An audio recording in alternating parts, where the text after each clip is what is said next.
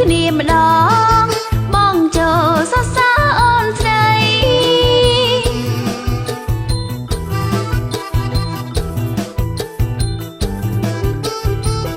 មេស្រងកូនបីប្រពន្ធ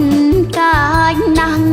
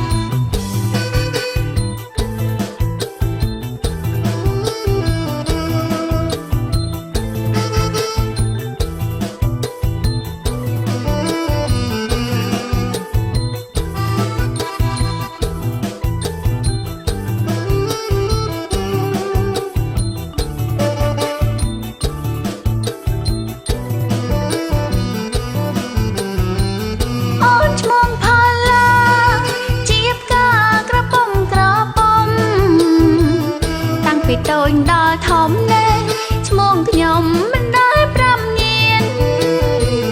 ឃើញប្រុសសាមួយស្គាល់ឈ្មោះចង់ស្គាល់ទាំងទៀនចង់គេដើរប្រងព្រៀនមិនសួរគេផង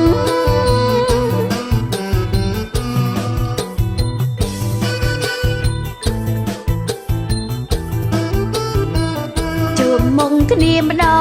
ងបងចូលសរ